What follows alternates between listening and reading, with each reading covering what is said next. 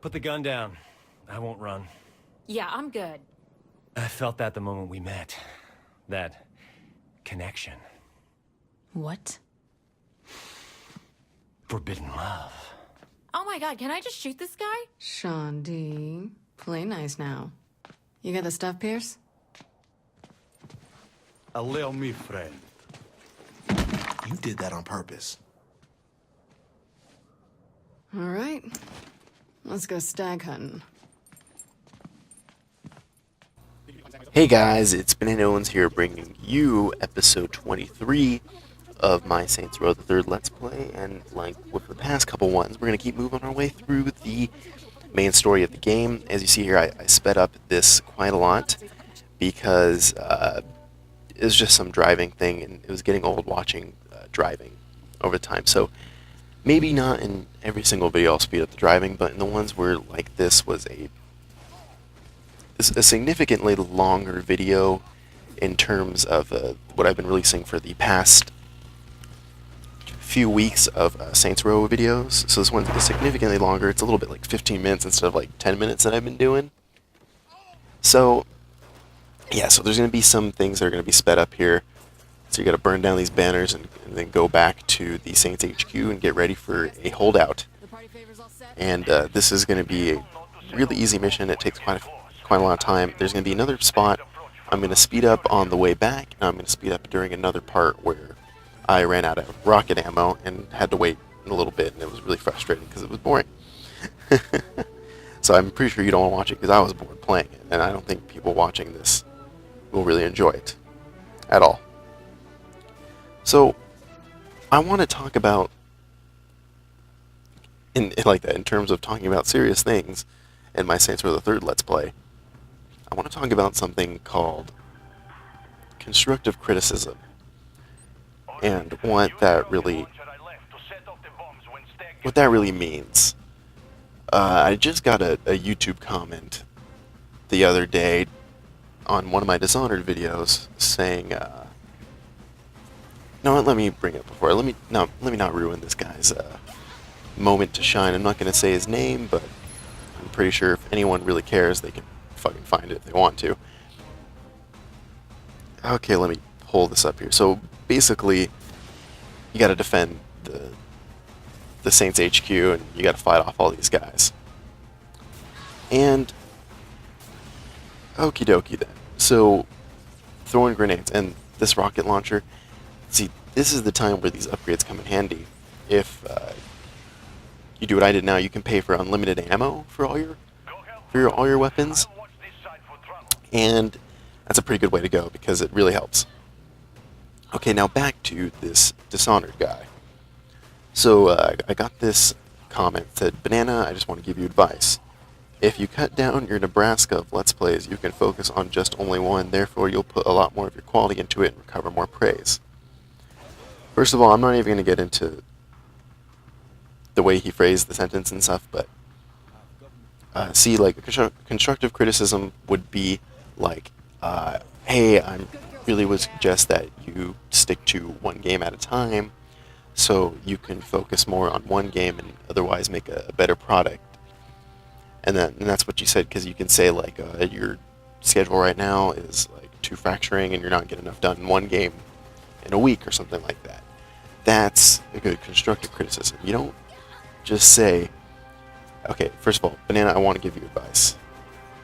First of all, two things here. One is I realize that not everyone has experience with Let's Playing at something, but I don't want to hear basically someone giving me advice that doesn't have anything to really show for it. Like, I'll listen to people, but when this person just like posts something, first of all, and he's like the only person that fucking comments on it, and then doesn't really know what to. The Saints rule everywhere. How do I say this? It doesn't really know what I've uploaded. You can tell he hasn't really watched any of like my past videos, which is completely fine. Like, if he sees in my past videos, checks the playlist, you can tell that I've done a couple of games where I've done one Let's Play at a time. The Skyward Sword one I did a while ago, one game at a time. BioShock Infinite was the only game I did for a while there. And those didn't really get too many views as well. So then I started with, I think, Devil May Cry and Lollipop Chainsaw. I started doing a couple games at a time because they're relatively shorter games. And if it would feel like I would burn through one of them really quickly. So I decided, like, okay, hey, we're going to do this. So I have done the one at a time, and this is where this criticism is really bothering me, because it shows that, like, okay, you didn't look up or understand, and just the way it's worded, like before, I already mentioned an early example, like, hey, I think you could focus more on one game, it'll make it better, that's fine, but, and then, like, he posts me, like, if you cut down your Nebraska of Let's Plays, it's okay, it's like, what the fuck are you saying? Like, honestly, like, my video schedule is Monday through Friday, 5 videos a week, 1 video a day. Nothing more, maybe nothing more, maybe a little bit more. It just depends. Definitely nothing less than 5 videos a week. And it's just like, come on, like, really, like, why would you post something, especially like if you notice something like I have no videos that really get a significant amount of traction. Like, why would you go out of your way to comment on there? Because the thing with Let's Plays, you can make probably the greatest video ever, and for the most part, you probably won't get a lot of people to watch it.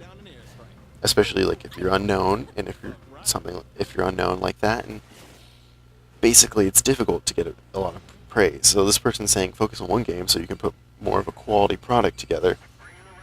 It's like, well, first of all, I already attempt to put out a quality product together. I have usually notes before I do each one of these videos.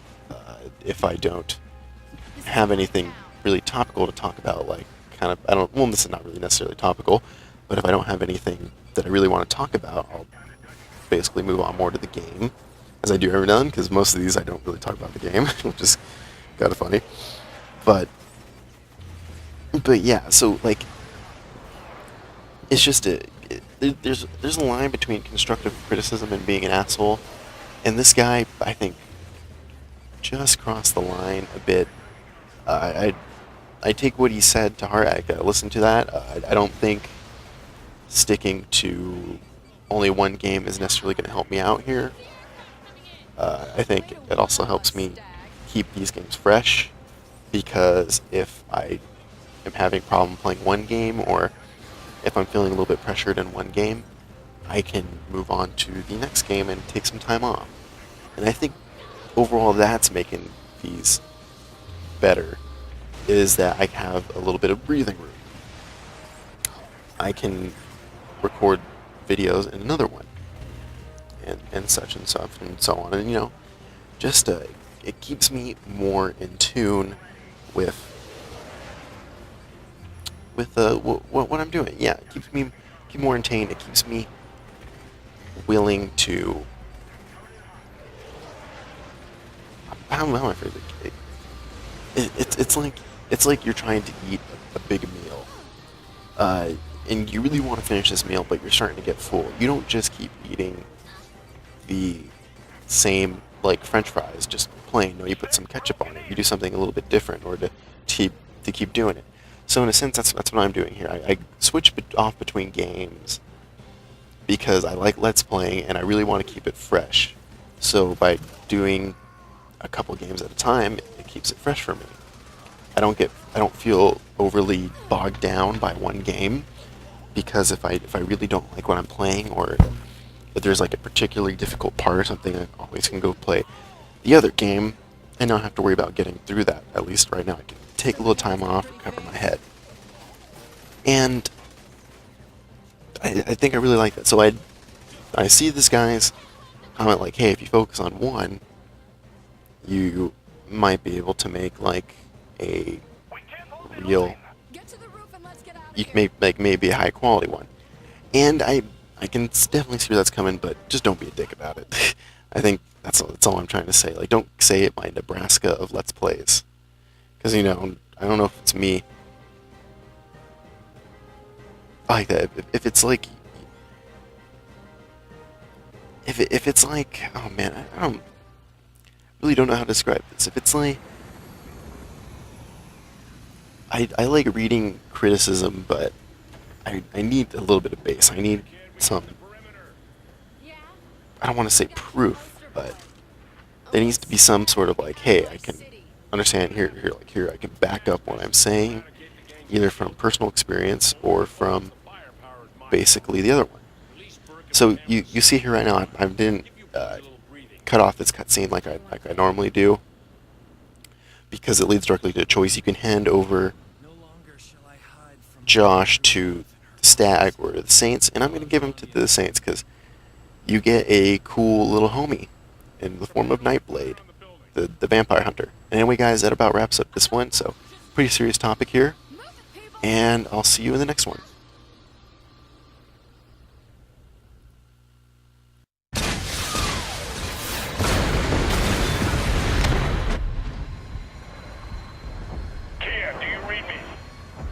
I see congratulations are in order, Commander.